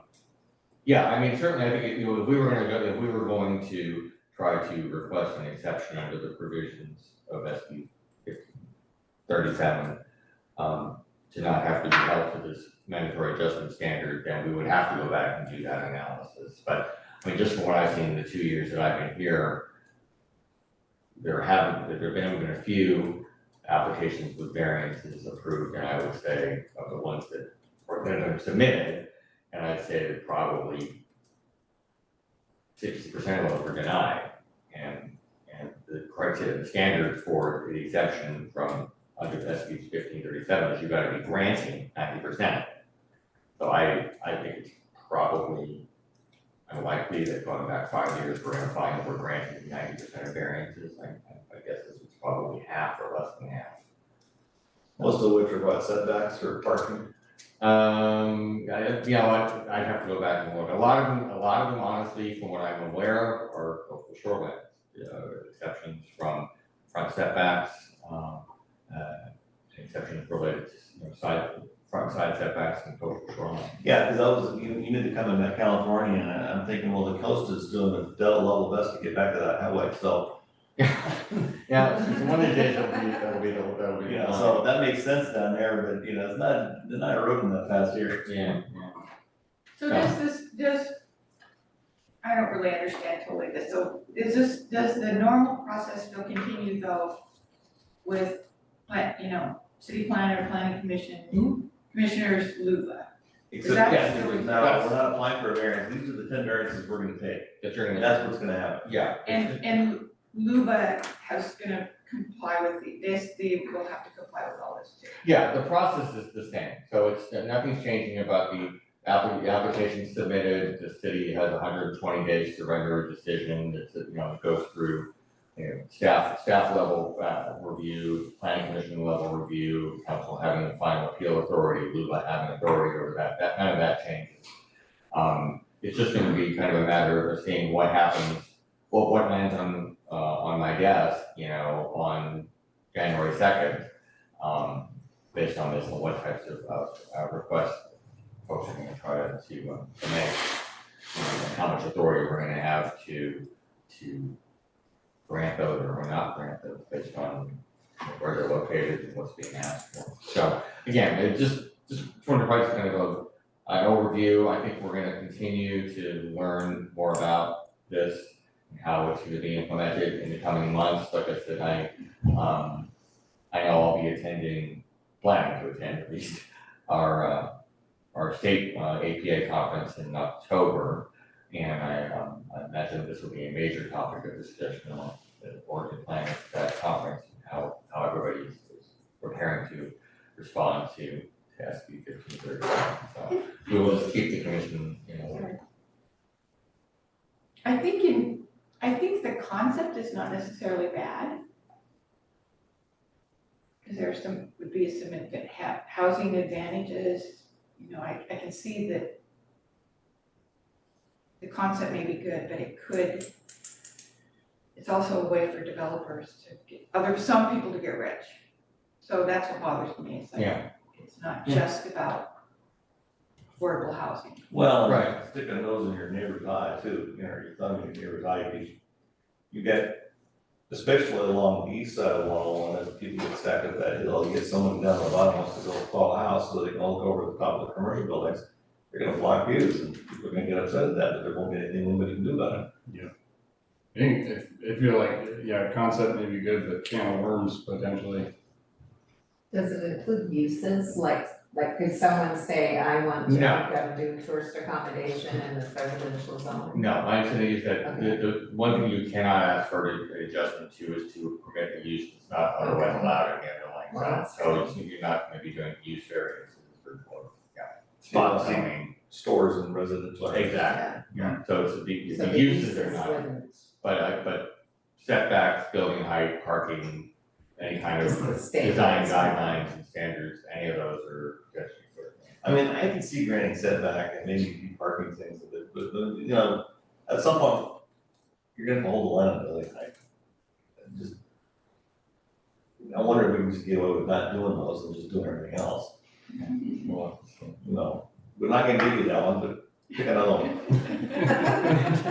Okay, pick two for the price of one. That's number 11.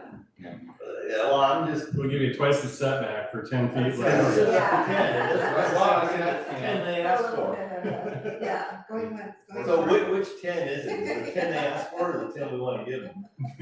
It may be somewhere in the middle. Yeah, so So there's gonna be there's some maybe a horse negotiation. trading process where they ask for 10 and we say, well, we can live with 7 of those, what if these 3, and we, I don't know. It just means our meetings are no longer. Yeah, hopefully that's all gonna be, we try to hash that out at the staff level, so it's not something that the council, the commission's having to do in meetings, but I mean, there's gonna be, that may not be possible. Especially if we don't, the staff doesn't think that, doesn't agree with what's being proposed.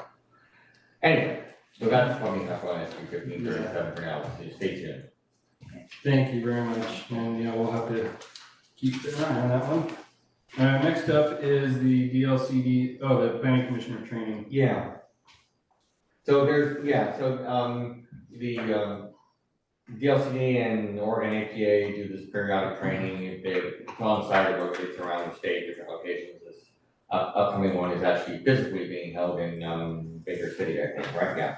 On Monday, May 6th, but it's always available virtually, so you can participate via Zoom. It's 2.5 hours. And it really focuses on the basics for planning commissioners. So I think it's very valuable, certainly for any of the old hands here who'd like a refresher, but I think certainly for Commissioner So White. I have a medical appointment in Salem that day, so when's the next one? The next one, I don't know, they haven't been scheduled, they typically do 2 or 3 a year, so I would guess there'll be another one maybe late summer or in the fall, so it doesn't have to be this one. If you're not available, we can sign you up for whenever the next one is. Yeah. Okay. Yeah. But so I know that that President Sherman expressed interest and. I've got it down. Okay, so we can. Yeah, I'd love to attend it, just drive to Salem that day. Okay. CA, are you available or are you interested or? Yeah, I am interested, but can you email me over the schedule so I can look at it? Yeah, certainly. Try to coordinate it. Yeah, I can do that. So we'll just get your contact information so that you'll get the email link and the link to your phone so you can log in and participate from wherever you're at. I did do that training when I first got appointed to planning, within a couple of months or something, and it's good. It's just kind of here's the basics. You don't go to jail, how to, kind of stuff, but I'm gonna do it again just to kind of refresher, but. It just makes me more paranoid. It makes it worse. Yeah. It spoils everything. That's fair. Well, planning commission are very, very good. They get sued, they don't very, Right, Yeah. Very well. Okay, So we great. can do this offsite, we don't have to come here. No, Okay. no, you'll be able to do it completely wherever you like. You comfort of your own home, wherever you're at. Just log in with your you probably log in with your netbook. I assume you've got Wi-Fi access. Yeah. you know what time it is? It's from 5 p.m. to 7:30. I might have to make that. I'll let them know. Okay, then let me know in the next week or so I can get it. Yeah, folks tomorrow, registered. yeah. Okay. Okay, All right. date change for July 10th, 2024 planning commission meeting. Yeah, so I've got travel plans scheduled in July for that the second week of the month. So I was suggesting that we consider moving the planning commission meeting for July from July 10th to the following Wednesday, July 17th. I'm good with that one, if anybody else is. I'm good with it. Yeah, I'm good with it. Yeah, everybody's okay with that? All right, great. So we will reschedule the July meeting for July 17th. Or if that doesn't work out, we can just wing it.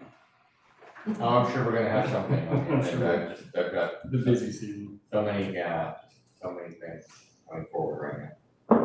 Okay, so July 10th meeting will be moved to July 17th. Also, I'll wait till, we'll move on here. Public comments. Nobody here.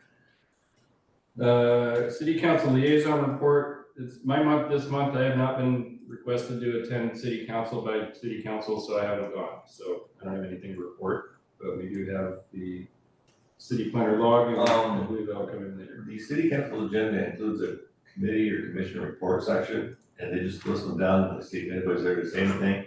So it's not a matter of whether you they want you to show up and say something, it's a matter of whether you got anything to tell them.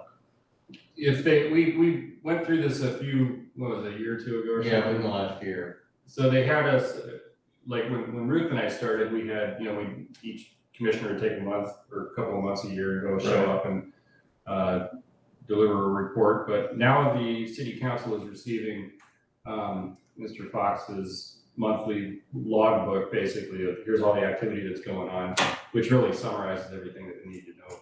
So the only stipulation they had was that that we still assign monthly liaisons, and if city council wants them to show up at a meeting or vice versa, sure, then that person shows up that month. Yeah. I don't think anybody's been called in so far. No, I'm not aware of anything being requested to attend, yeah. Well, the last night's meeting, the mayor did mention the planning commission. I don't see anybody from the planning commission here. That would have been my bad.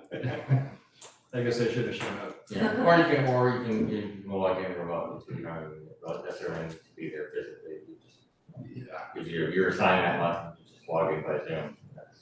I'll be able to do it, I'm teaching an apprentice class on Tuesday night, so that's my priority, but if the city council slaps me on the wrist, I'll live with it. Okay, city planner reports, and I don't believe the city recorder's here tonight, so. No. Got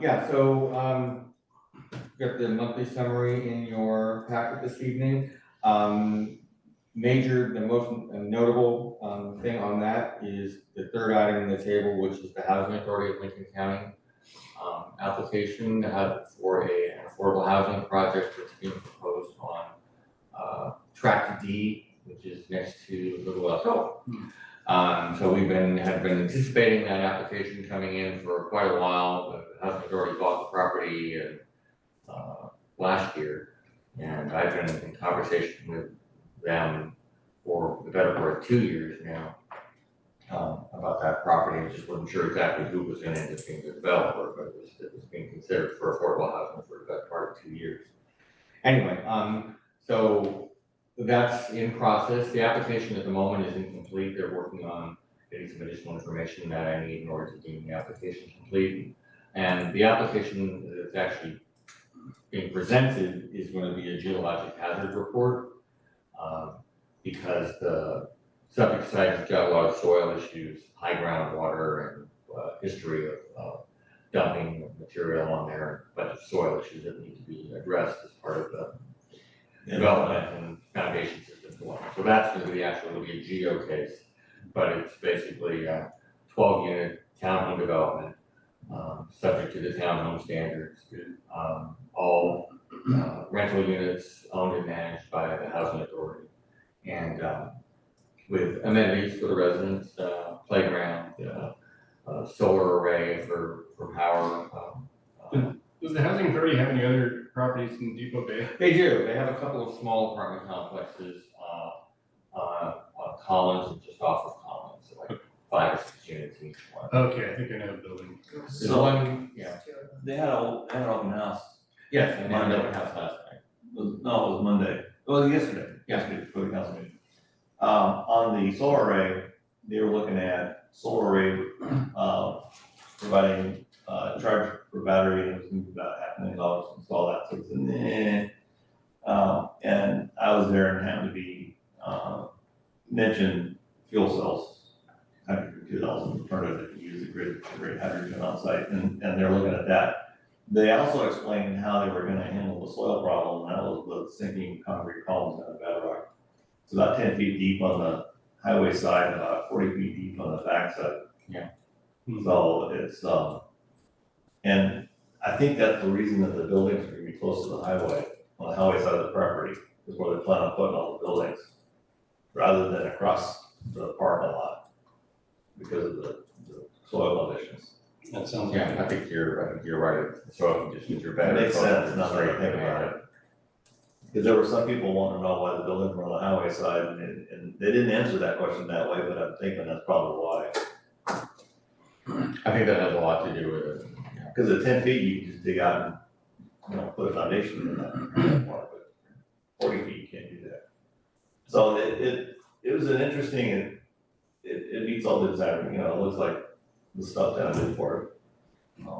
Except there'll be one ADA accessible unit. Right.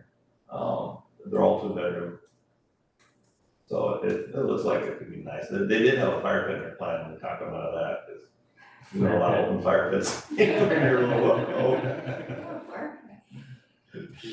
So that's, as I mentioned, it's incomplete at the moment, but I'm expecting to get the resubmittal on that from them any day now. And so we, isn't officially on the agenda yet, but they're working towards getting everything, all the issues buttoned up so we can have it on the commission's agenda in June. So that's what we expect to happen with that. Otherwise, in March, not a lot of activity, but since the first of this month, there's been a ton of activity. And you'll see that in next month's report.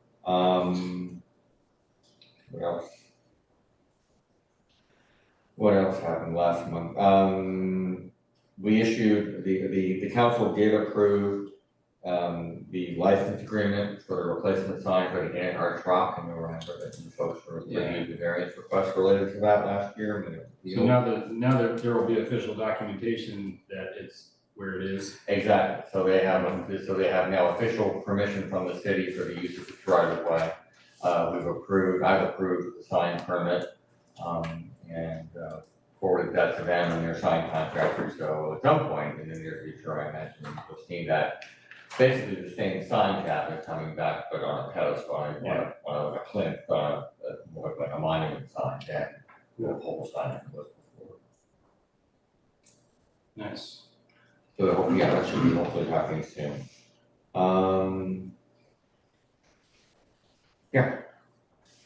That's really about it from last month. Okay. Let's move on to planning commission concerns. So, just one, energy resilience, I'm working on an energy resilience task force with the mayor and city council. We probably should we've discovered that there is no backup power supply on the coast, period. We were subject to 3 feeder lines that are Well, in the case of power availability in Western Oregon, the grid is the problem. So anytime you have to transmit power more than 100 yards, you get an issue because that's the weak link. So we're trying to figure out ways that we can get backup alternate energy sources for like City Hall and some other buildings as part of a state grant program. But I'd like to look at building some of this stuff into the zoning laws or ordinances that at least encourage resilient power supplies to any new building, like especially the planned development. Because I talked to these guys earlier about maybe looking at putting something that sits between their whole community and the grid that provides resilience to that community, so that when the power goes out, they're not affected by it. We can start planning that now.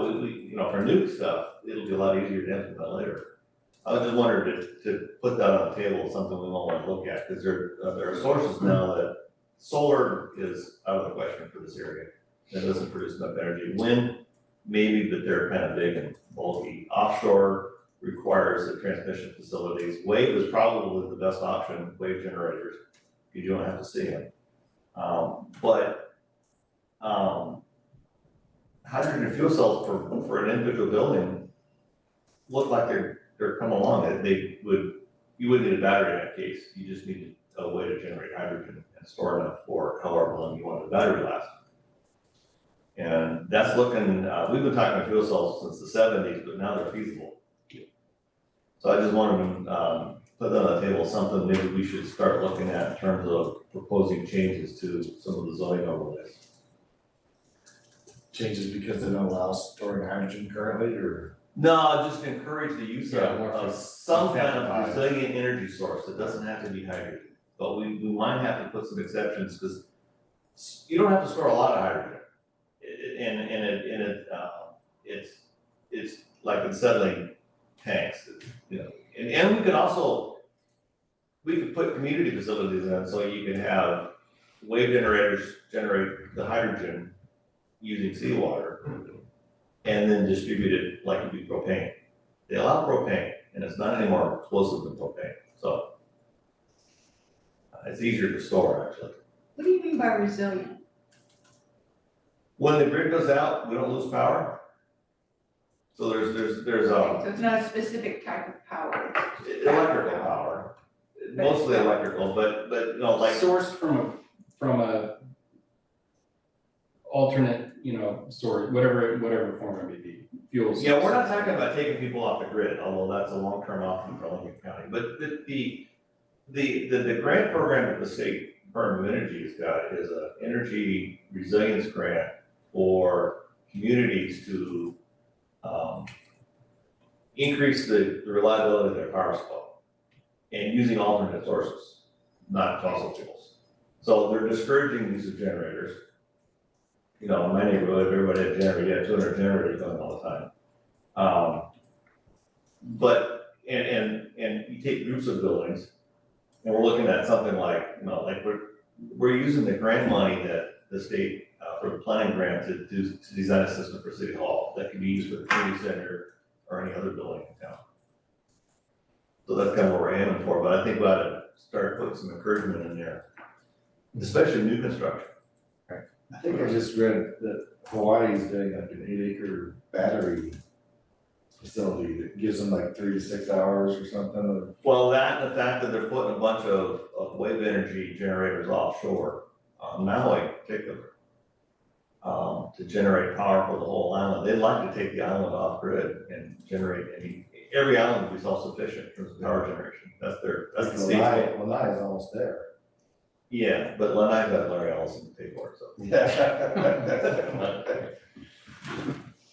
Well, I think that's certainly something that we can consider looking at including into the code.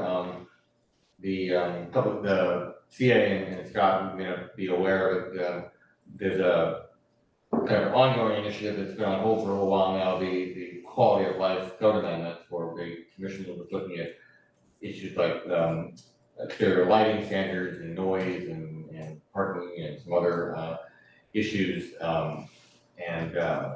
That's kind of an issue that's been on the back burner the last few months because current development projects have kind of moved to the forefront, but it's still something that we need to keep moving forward on. And I know that one of the things that we had talked about is potential issue to include in that discussion was something to encourage EV charging. So I think having some provision, proposing some language in the code that encourages greater energy independence and resilience would probably make sense as part of that. So find a way to work that in. This town only uses a couple of megawatts, so. Okay, thank you. Ruth? Nope. The only thing I've got under planning commission concerns, I'm not sure what happens if you don't do it, because I haven't not done it yet, but the Oregon Government Ethics Commission stuff, I get that, as a planning commissioner, we're supposed to be filling those out. And I got my email like a few weeks ago, I went and logged into my thing and filled mine out. But it's kind of like the, declaring any conflict of interest and stuff you may have. But just if you all haven't done that, I think we're supposed to be doing that. But like I said, I don't know what happens if you don't do it. But probably like missing jury duty or something by accident. But that's all I got. Check your Oregon Government Ethics Commission annual form. Yeah. And that's something that they may discuss in the planning commission training. I might touch on that. Okay, cool. Yep. Everything. Nothing. Okay. CA. All good here. Hey, CA, I almost forgot you there. I'm sorry. No, that's okay. That's okay. We'll see you next month. I'm just All getting right. over a little bit of a cold here. Didn't want to give it to everybody, so. Oh, very well. Thank you. Yeah, thank you for keeping your germs at home. Appreciate it. All right, do anything for planning commission concerns? I do not. Okay. I think we'll make this the final last call. Anybody? And we'll call this meeting adjourned. Thanks, everybody. Thank you, have a good night.